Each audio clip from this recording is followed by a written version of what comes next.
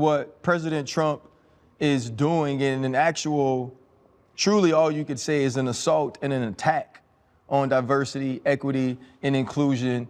I think it was big for Roger Goodell to stand up as the NFL commissioner and say diversity has been good for us, right? The elevation of minority groups within the NFL has been something that has made the game better.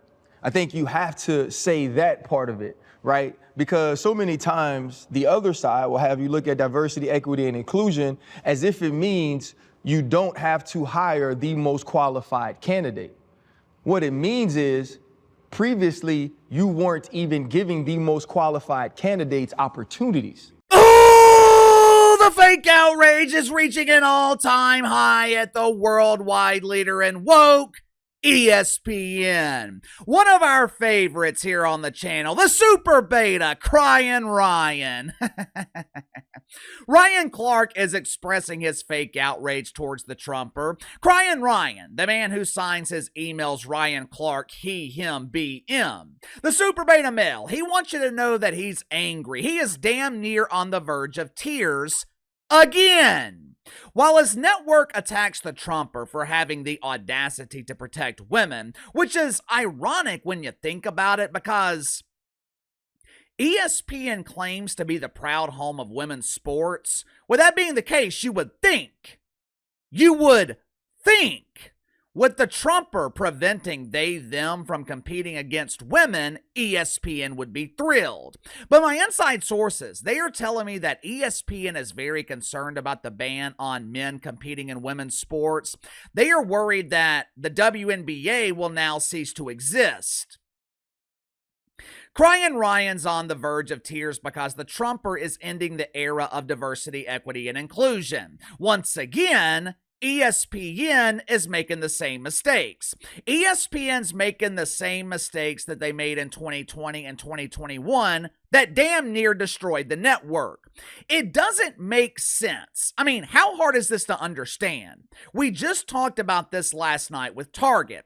Target's lost over $15 billion and they're now being sued by their shareholders because they hired Chad Thundercock to model a tuck-friendly bathing suit.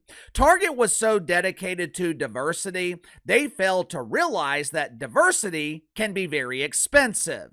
The woke fungus, it has destroyed a major retailer. It destroyed America's #1 beer brand. The woke fungus destroyed CNN, MSNBC. The fungus destroyed the NBA in the summer of 2020, and the NBA still hasn't recovered. So why in the hell would ESPN, after they spent the last couple of years distancing themselves from shitfuckery, why would ESPN suddenly decide to order a double dose of wiener? Right now, deacons at Woke United Methodist, they are pretending to be outraged because the Trumper delivered on one of the main promises that he made during his campaign. One of the primary issues of his campaign is something that shouldn't have been an issue at all. Concept is so basic that kindergartners can fully understand it. Unless, of course, the kids are being educated or indoctrinated at Woke Elementary. In that case, gender is incredibly complicated. Heard of one extreme case where they were teaching kids that crayons have the ability to choose which color they want to identify with?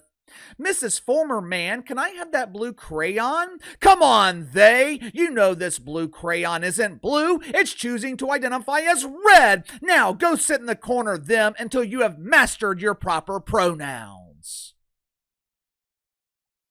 In third grade at Woke Elementary, they are not teaching the times tables, the multiplication tables. They are teaching third graders about pronouns. He, him, she, her, we, us, they, them, I, you, our, yours, plus, @.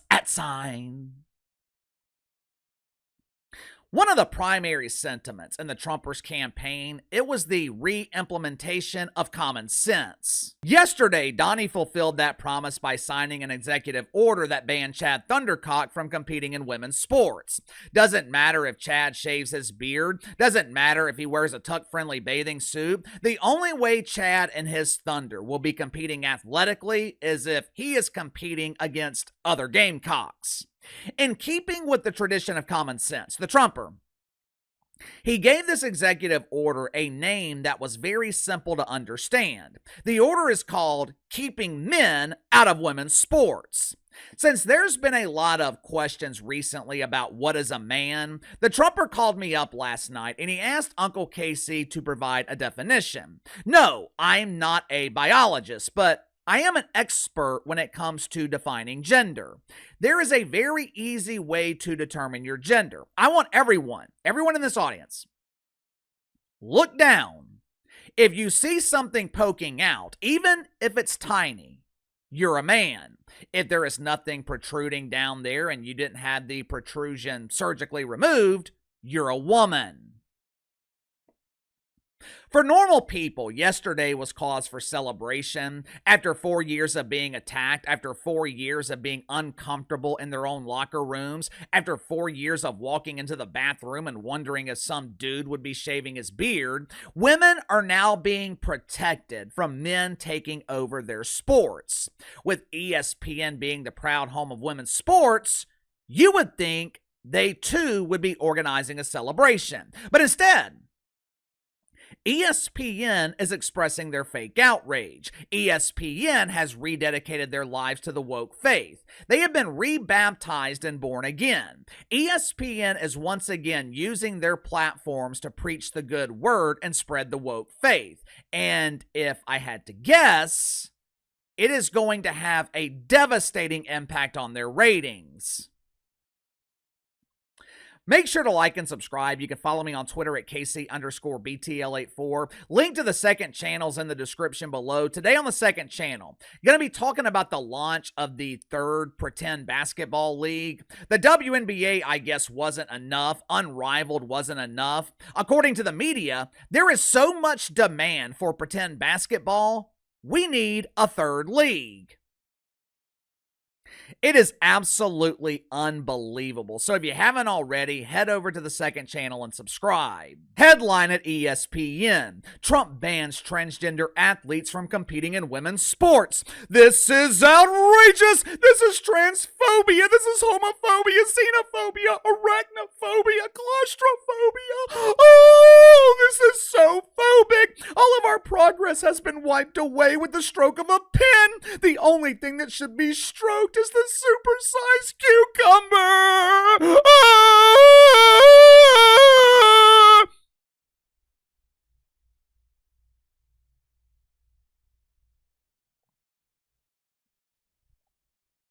After the Trumper signed this executive order yesterday and the celebration of normalcy began, ESPN published a somewhat scathing article criticizing Donnie. Now, of course, ESPN refused to publicize who wrote the article. According to their website, the article was written by ESPN News Services. Translation: Deacons at Woke United Methodist.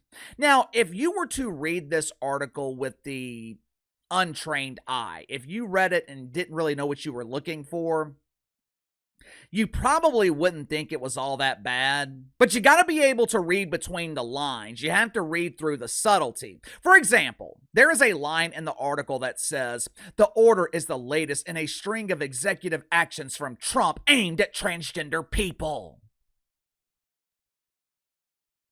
Correct me if I'm wrong here. From my understanding, this executive order, it was not aimed at transgender people.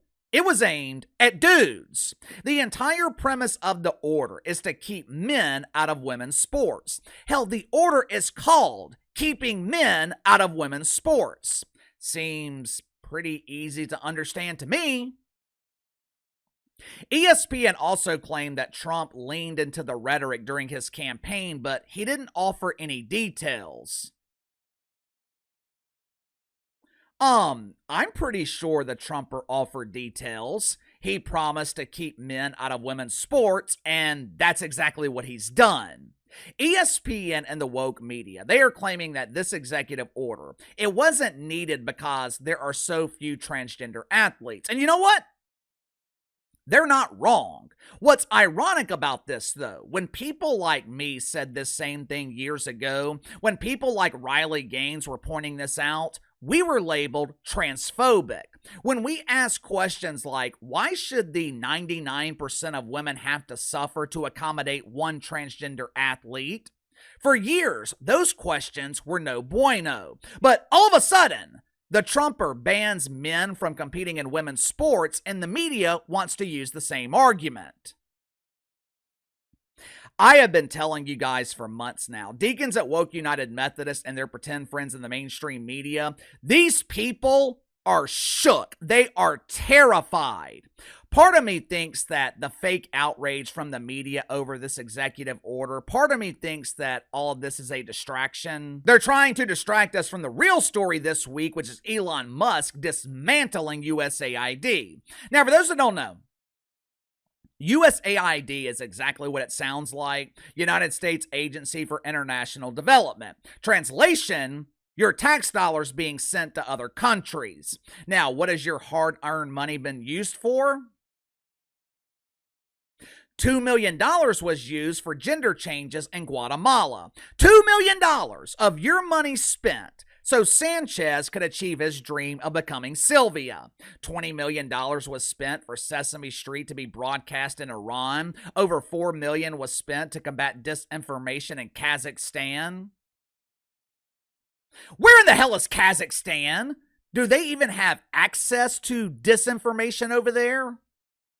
$17 million spent on inclusion in Vietnam. $8 million spent in Sri Lanka to teach their journalists how to avoid binary gendered language. In 2023, USAID had a budget of $50 billion.